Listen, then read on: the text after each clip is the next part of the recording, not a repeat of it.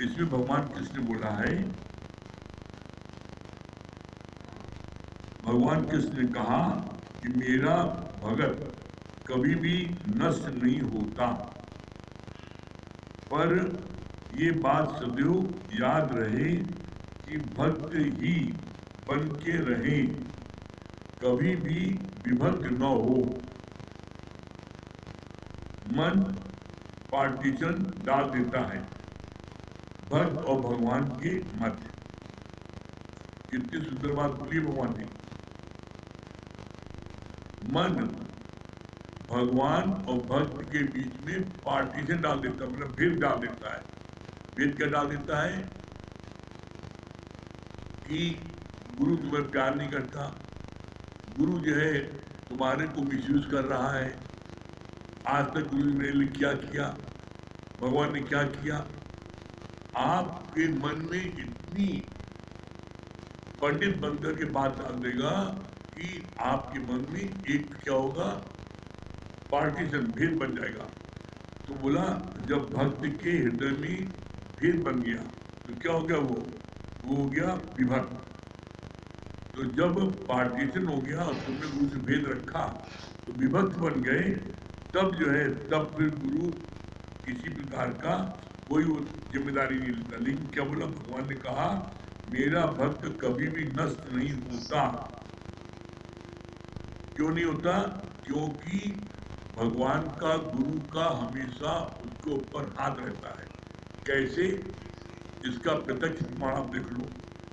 अर्जुन भगवान कृष्ण के प्रति उसकी भक्ति थी, उसको कितनी बार उसको मारने के लिए हुआ, लाक्षागृह में मारने के लिए हुआ, कितनी उसने जब प्रतिज्ञा कर ली मारने के लिए जयद्रथ को, अर्जुन के पुत्र को जिसने मारा था, उससे भगवान ने कैसे बचाया।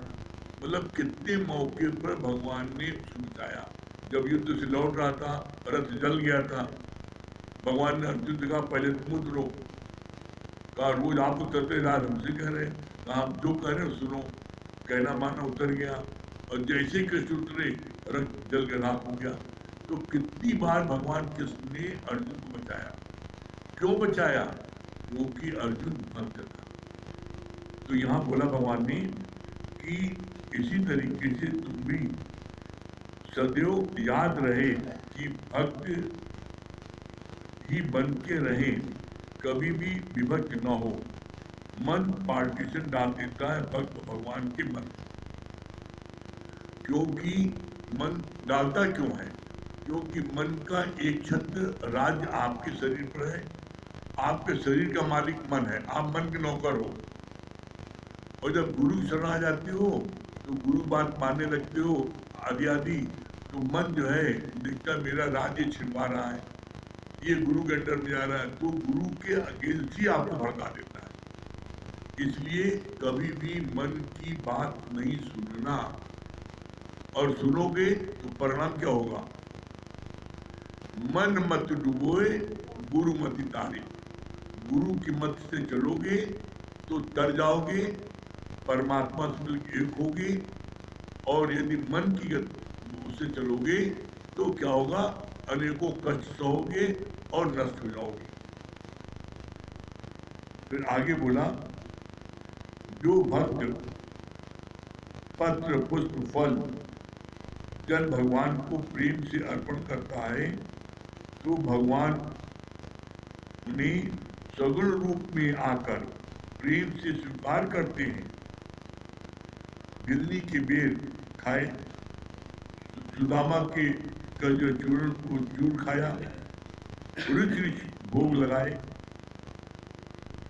हरी भिलनी सारी उम्र प्रेम से वो अपना आगर गुहारती थी, रोज सजाती थी। क्यों? और रोज चुन चुन के बेर लाती थी, मेरे राम मुझको दर्शन देने आएंगे। तो राम का दर्शन मिलते ही वो फिर ऊर्जा लीन हो गई। राम जी बोला सबसे ऊंची प्रेम से गाई, तो भिलनी से भगवान मिलने गए नहीं इसको वहां। और उसके जूठे बेर खाई नहीं। आपके दुर्योधन का विवाद जाएगा, विदुर घर साग खाया, विदुर के घर जाके साग खाया और दुर्योधन की विवाद त्याग दी। क्यों त्याग दी? क्यों? क्योंकि दुर्योधन जो है वो उसके मन में श्रद्धा नहीं थी, विदुर के मन में श्रद्धा थी, तो इसलिए भगवान ने विदुर घर खाया। और मजा देखो, विदुर की पत्नी भगवान कृष्ण को केले का छिलका खिला रही है और केला फेंक रही है। वो प्रेम में इतना अधिक डूब गई कि वो छिलका खिला रही है और केला फेंक रही है। और आप भक्ति की पराकाष्ठा देखो भगवान की भक्त कहानी। भगवान अपने भक्तों की मुट्ठी में रहते बन रहे, भगवान केला छिलका खा रहे हैं। सोचो, भगवान छिलका खा रहे हैं भक्त के हाथ से और केला फेंक रही है। तो इसीलिए बोला भक्त बनने पर भगवान भक्त के आगे नतमस्तक हो जाते हैं और भक्त जो चाहे वो भगवान से करा देता है। फिर क्या बोला भगवान ने यहाँ पर? बहुत अच्छी बात जो बोली है, जो भगत पत्र पुष्प फल जल, ये यहाँ जाता है पत्र पुष्प फल जल, तो ये पत्र क्या है? ये पत्र है आपके देहाध्यास का। इसको पत्ता नहीं, वो बाग नहीं, ये देहाध्यास का जो है इसको चढ़ाओ। फिर बोला पत्रम पुष्पम, पुष्प माने क्या होता है? तुम बगीचे से फूल तोड़ के लाए और भगवान चढ़ा दिए, चोरी का फूल, या बहुत ज्यादा और 10 रुपये खरीद लाए, ये नहीं। क्या बोला? पत्रम पुष्पम, पुष्प कौन से? कैसे? अपने हृदय के कमल रूपी पुष्प, परमात्मा को अपने हृदय रूपी कमल के पुष्प चढ़ाओ। जैसे आपको मुस्कुरा के मिलते हो, प्रसन्नचित मिलते हो, तो आपके हृदय फूल, एक ऐसा मिलना होता है, मुस्कुरा मिलना होता है गुरु से, और एक होता है मायूस, बिल्कुल मरा चेहरा। तो भगवान को उदास चेहरा पसंद नहीं है, भगवान को खिला चेहरा। बोला परमात्मा को क्या है? चढ़ाओ। तो कैसे? उस कैसे चढ़ाओ? अपने खिले हुए कमल, खिला हुआ कमल अच्छा लगता है। फिर बोला फल, फल कौन से? सड़ा गला फल खरीद लाए, जो बच्चा घर में है चढ़ा दिया, वो नहीं फल। अपने सारे कर्मों का फल भगवान, जो भी कर्म तुमने किया, मैंने लड़के को डॉक्टर बनाया, मैंने वकील बनाया, नहीं, सब प्रभु गुरु आपकी कृपा से हुआ। सारे कर्म जो तुमने किए हैं, उन सारे कर्मों का फल भगवान को चढ़ा दो। फिर बोला जल, जल क्या है? नगर पालिका के जल लाए, लोटा चढ़ा दिया, नहीं, ये चढ़ाव नहीं है। अगर चढ़ाना है तो परमात्मा को अपने आंसुओं को चढ़ाओ। जल जो है परमात्मा को बोला तुम्हारे नेत्र, कभी आप चेक कर लेना, ये बात अपने जीवन के अनुभव से कह रहे हैं आपको। जब परमात्मा के वियोग में, परमात्मा के गुरु के शुक्राने में आपको जब आंसू आएंगे, वो आंसू ठंडे रहते हैं और वो आंसू आपके आंखों की ज्योति को बढ़ाते हैं, आपकी आंखों की रोशनी बढ़ती है उससे। और जो प्रेम के आंसू, शुक्राने के आंसू जो गुरु के लिए बहते हैं, उसमें सबसे बड़ी बात क्या होती है? आप कभी देखना, जिसमें आपको आंसू आएगा तो आपको उस समय पूर्ण तृप्ति का एहसास होगा। ऐसा लगता है हम सब कुछ पा गए, मतलब हम सब कुछ पा गए भगवान से, हमें कुछ नहीं चाहिए। तो अगर चढ़ाना है तो नल का पानी लोटा नहीं चढ़ाओ, अपने प्रेम के आंसुओं ने दिल के दाग धोगे। जब तुम्हारे आंसू परमात्मा के लिए, गुरु के लिए शुक्राने में निकलेंगे, तो तुम्हारे सारे दाग उसमें धुल जाएंगे। फिर कितनी अच्छी बात बोली भगवान ने,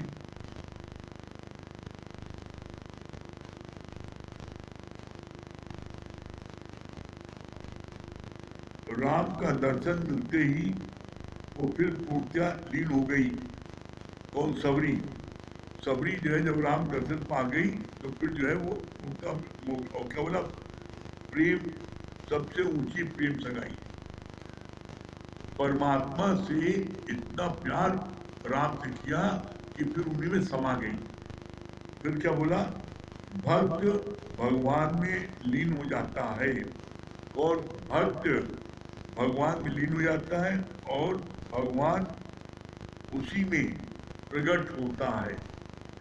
जब आप कोई भगत भगवान में लीन हो जाता है तो भगवान उसी के अंदर से, उसी शरीर से भगवान प्रकट हो जाता है। इसका प्रमाण क्या दिया गुरु जी ने?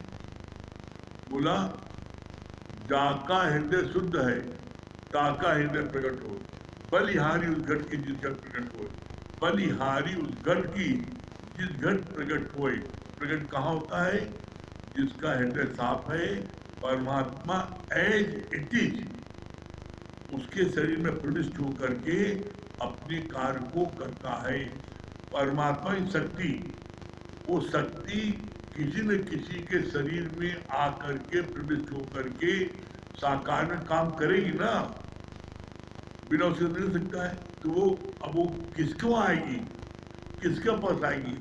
वो उसके पास जाती है शक्ति, भगवान उसके पास जाती है, विराजमान होती है एज इट इज। ये वर्डिंग गीता में है, एज इट इज उसके हृदय में प्रविष्ट होकर के अपना आगे कार्य करती है। समझ रहे हो? अब उसके हृदय प्रकट क्यों हुए? उसके हृदय में प्रकट हुए क्योंकि उसका हृदय एकदम पाक साफ हो गया। इसीलिए बार बार गुरु जी क्या बोलता है? अपने मन की करो सफाई और तभी देगा प्रीतम दिखाई। तो यहाँ पर हमें किसी दूसरे मन सफाई नहीं करनी है, हमें सिर्फ अपने मन की सफाई करनी है। और जिसने अपने मन की सफाई कर ली उसके घट में परमात्मा विराजमान होंगे। फिर क्या बोला? भगवान के भक्त का अपमान करना है स्वयं प्रभु का अपमान करना। भगवान के भक्त का अपमान करना है स्वयं प्रभु का अपमान करना। भगवान तुम्हारा लगाया भोग स्वीकार करता है प्रेम के बस होकर। कृष्ण भगवान ने दुर्योधन का भोजन स्वीकार नहीं किया। बोला, भोजन तो तब खाया जाता है जब अत्यधिक भूख लगी हो, और या तो तब खाया जाता है जब कोई अतिशय श्रद्धा भक्ति रखे। दो स्थिति में खाने के लिए बोला है। एक तो भूख के मारे दम निकल रहा हो तो आप खा सकते हैं। दूसरा कब? जिसका अतिशय प्रेम और श्रद्धा हो उसके वहां खा सकते हैं। तो ये बात का दुर्योधन, ये दोनों बात तुम्हारे में नहीं ना, न तुम्हारे श्रद्धा भक्ति है और न कोई हम इसके लिए कि हम तुम्हारा भोजन खाएं, हमें अच्छे भूख भी नहीं ना। तो भगवान ने क्या बोला कि जो सरल है, भोला है, सच्चे डरला है, भगवान उसी की बातों को, उसी के पदार्थों को ग्रहण करते हैं। विदुर की पत्नी बार बार भगवान को केले का छिलका खिला रही थी और फल को फेंक रही थी।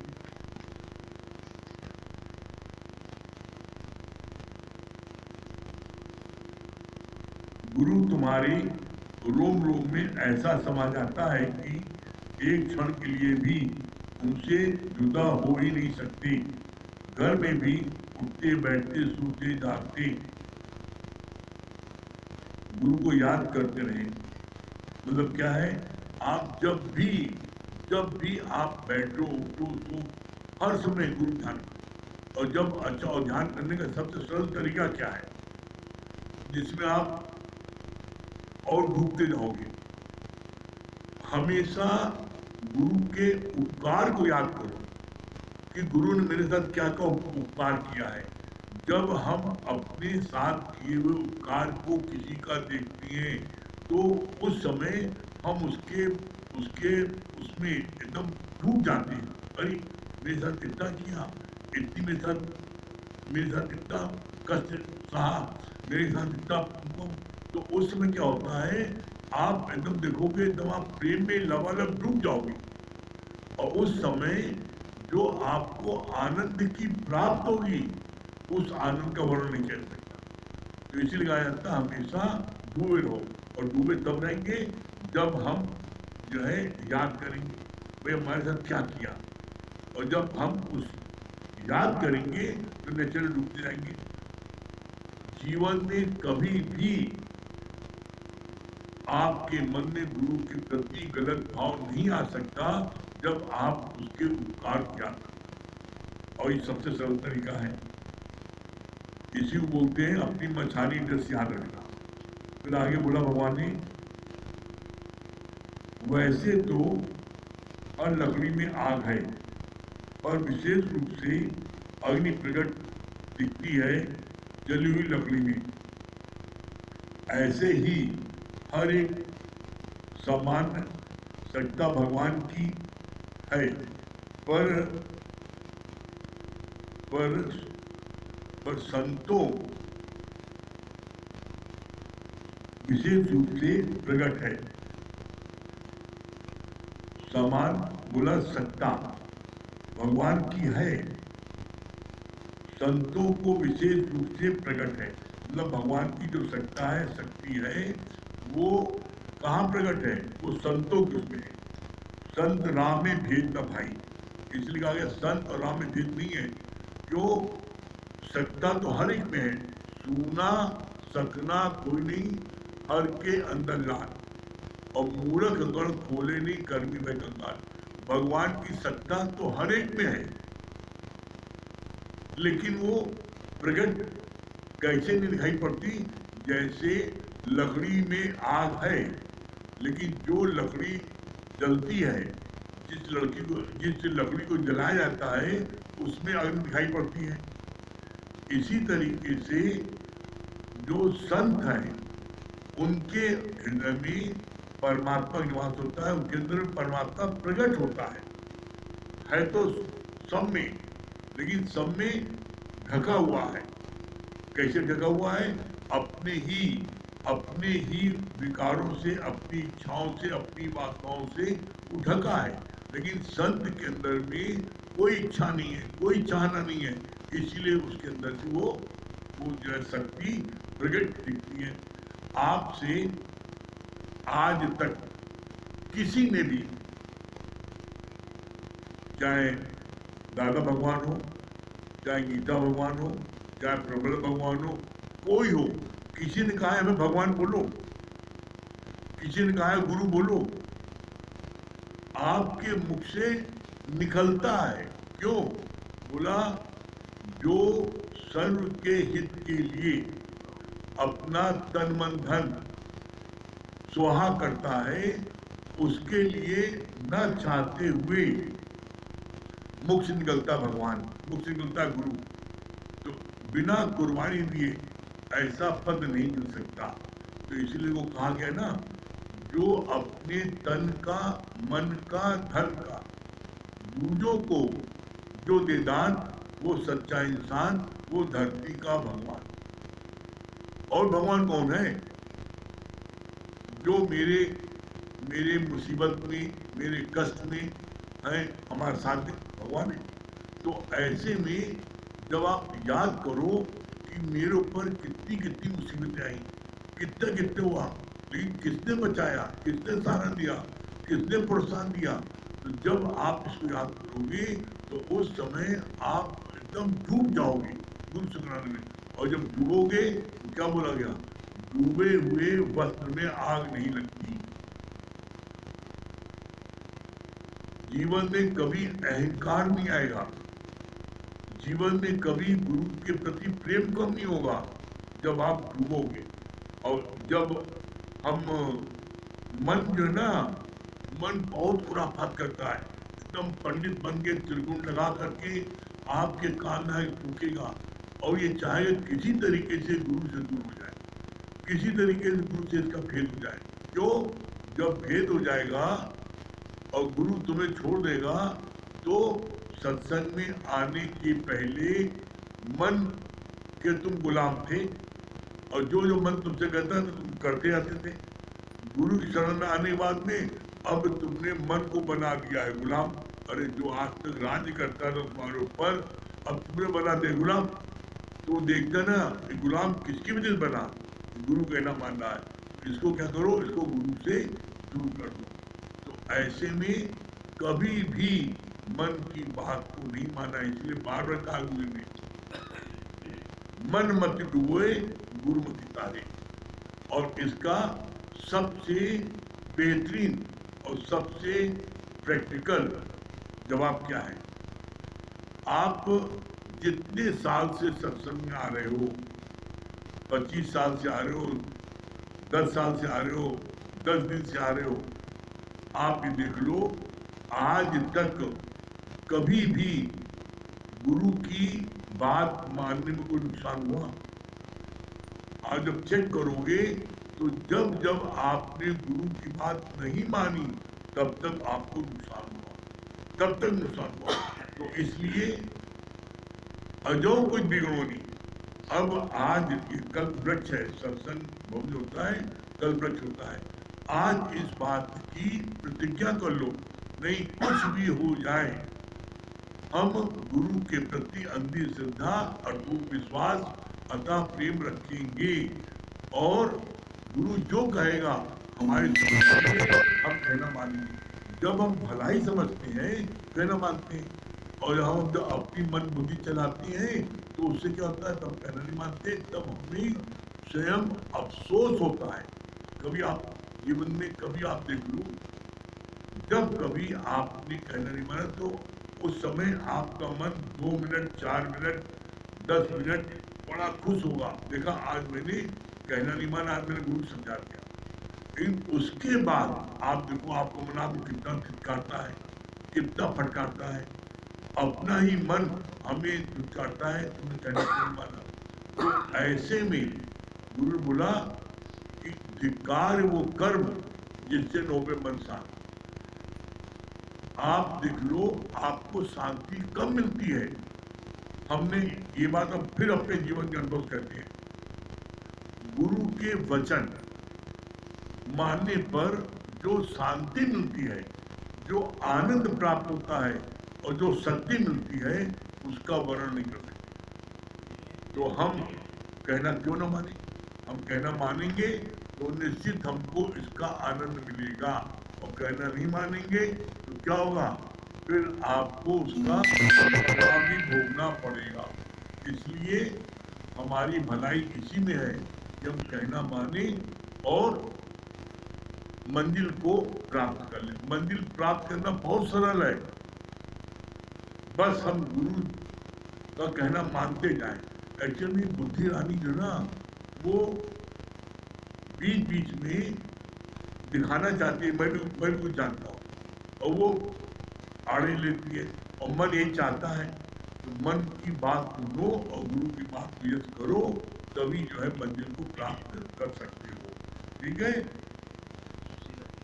हाँ सुशीला जी,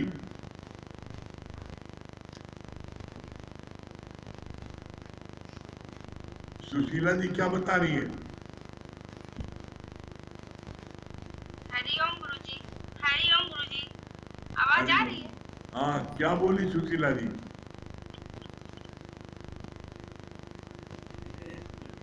बहुत अच्छा बताएं कि गुरु अगर कर ले तो गुरु के प्रति बहुत अंधी श्रद्धा, अटूट विश्वास अथवा प्रेम होना जरूरी है। जैसे नारद जी को बताए ना कि गुरु तो कर लिया, उनके प्रति मतलब श्रद्धा नहीं था, तो क्या कहा, नरक तो मिलता, उसको घोर नरक मिलने वाला। मतलब श्रद्धा न होने के कारण घोर नरक मिल गया। तो यही सुझाती रहे कि जब हम गुरु कर लिए हैं तो हर प्रकार से उनको मन मान जाते हैं। मतलब आप जैसे बताए ना कि अपना ही मन मानने लगता है कि जो इतना करने वाले है, जो इतना मन को शांत कर दिया हर चीज से, उसको कैसे न गुरु बोले। गुरु तो कहता है एक शिक्षा दे दे तो उसको हम गुरु कह सकते हैं, और जिसने जीवन ही बना दिया है उसको कैसे न मन कहता खुद, मतलब नर्मता तो सर झुक जाता जाता है कि गुरु न कहे तो उनको क्या कहे, भगवान की दर्जा दे रहे, भगवान से ऊपर दर्जा दे रहे, क्या दर्जा दे ये तो मतलब पता ही नहीं है कि क्या दर्जा दे सकते, बस गुरु कह रहे हैं मतलब ये। और दूसरी बात ये और अच्छी लगी कि चाहना ही कारण हम दुखी हो जाते हैं,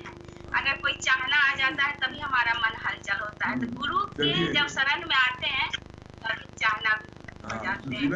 भजन सुनाती है, भजन सुनाइए। कौन सा गुरु जी? वही बोला जो चाहो, जो इच्छा हो।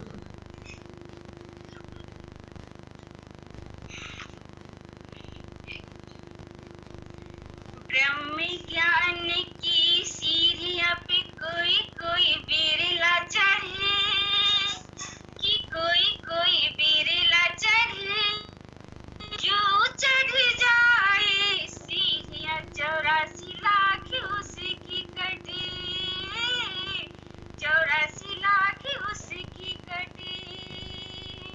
ब्रह्म ज्ञान की सीढ़ियां पे कोई कोई बिरला चढ़े, कि कोई बिरला चढ़े, जो चढ़ जाए सीढ़ियां 84 लाख उसकी कटे, 84 लाख उसकी कटे। मिला मानुष तन अनमोला, मनी माटी में इसको रोला, मिला मानुष तन अनमोला, मनी माटी में इसको रोला। सतगुरु ने कृपा करके विवेक की ताला खोला, सतगुरु ने कृपा करके विवेक की ताला खोला, कि माटी से कंचन करे, कि माटी से कंचन करे, जो चढ़ जाए सीढ़ियां 84 लाख उसकी कटे, 84 लाख उसकी कटे। मैं जब से जगत में आया था अपना आप भुलाया, मैं जब से जगत में आया था अपना आप भुलाया।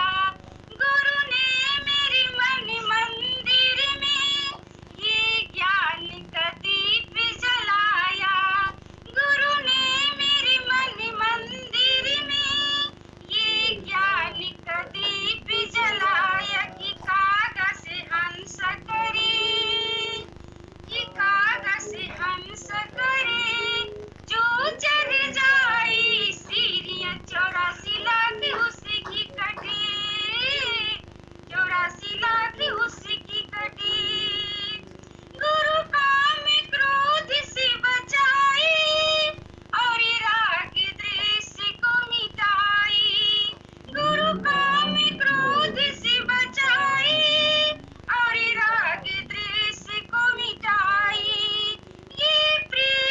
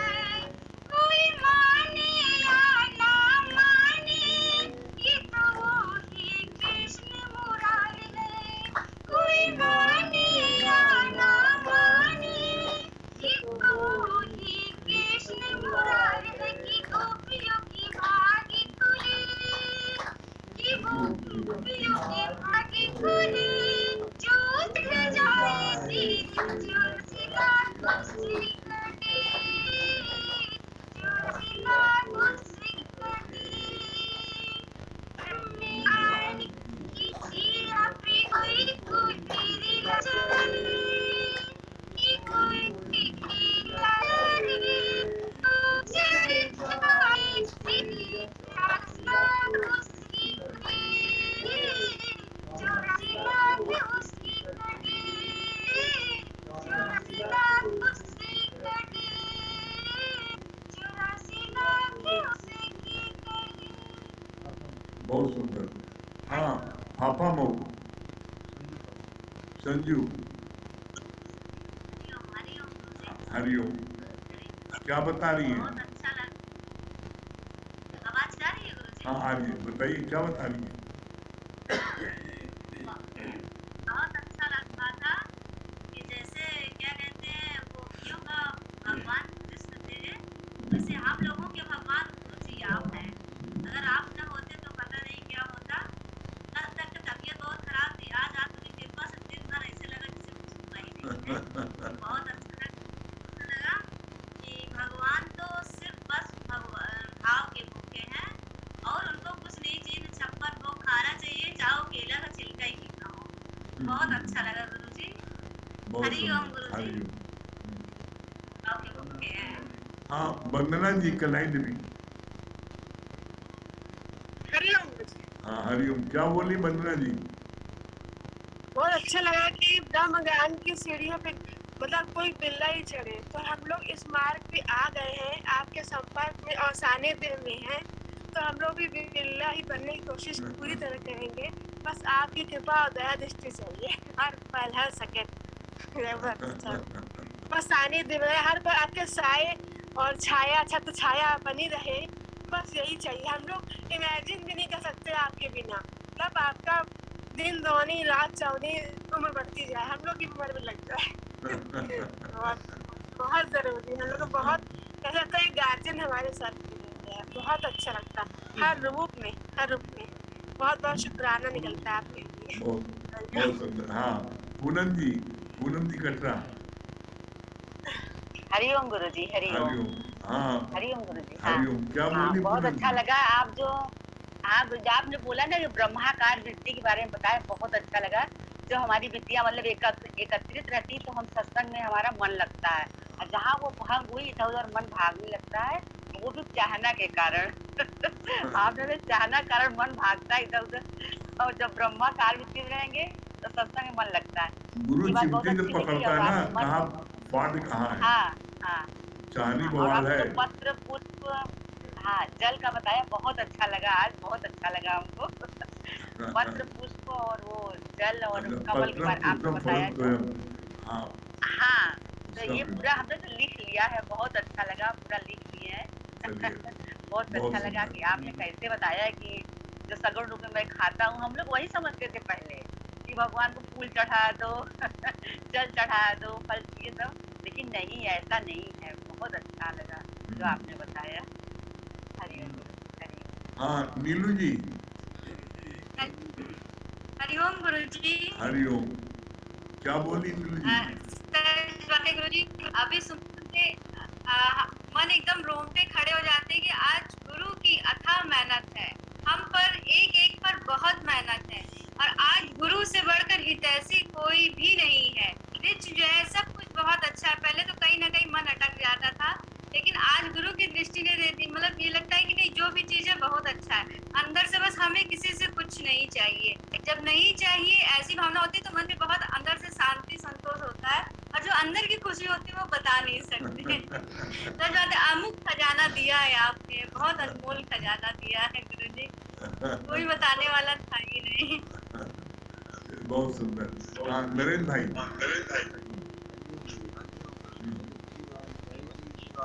भगवान भी जो है, भगवान भी दुखी में है, और एक बात और अच्छी लगी, मन जो है अभी तक हम लोग मन के ही गुलाम थे, मन मत डूबोए गुरु मत पाए। बहुत सुंदर। मुकेश भैया। जब जब अपनी मन बुद्धि चला लेते हैं तो उस समय पे तो बुद्धि ये यहाँ प्रसन्न होते हैं, फिर बाद में पूरा दिन जो है दुखी उसमें होता पश्चाताप रहता है। है। हाँ गुप्ता जी, दुखी होते हैं। अपनी बातें दूर से कहकर इकट्ठे होते हैं। हाँ, बहुत सुंदर। हाँ संगीता रानी, हरिओम।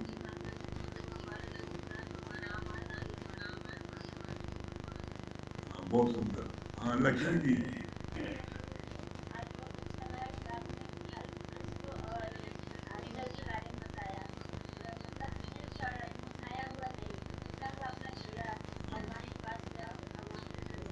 बहुत सुंदर।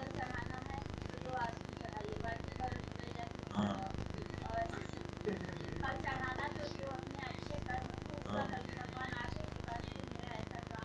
हाँ, बहुत बढ़िया। हाँ दिनेश, ये जगदीश भैया, भगवान आपने बहुत अच्छा बताया कि भगवान अपने भक्त का कभी धोखे नहीं देते, क्योंकि तब वो भक्ति बना रहे, कभी विभक्त हो। प्रेम भैया, ये मन पार्टिसिपेट करता है, मन प्रेम भैया, मन हाँ यंग सोल्जर, बहुत सुंदर। हाँ मंगल भैया, हाँ अर्पित भैया, हाँ जयपाल भैया,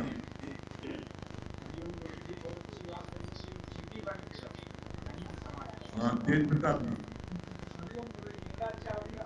आप बताया कि मन की करो सफाई, मन जब तुम्हारा साफ हो, परमात्मा उसी घाट में बैठकर कार्य में मालवी जी, भगवान जो है भक्त का भाव देख रहे थे कि वो अपने विदुर जी की पत्नी जो है भगवान को चेहरे का स्वीकार करा रहे थे, हाँ भगवान सिंह साहब, ये भक्ति की प्रार्थना हाँ है। सिंह साहब,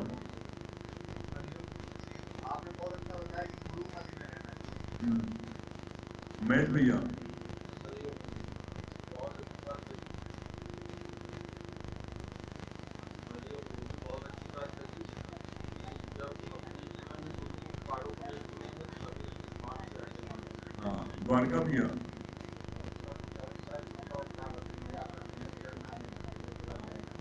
सबसे सरल तरीके ये है। चलिए समय हो रहा है, चलिए ओम को जाप कर ले। सभी लोग साथ में 3 बार ओम को जाप करेंगे।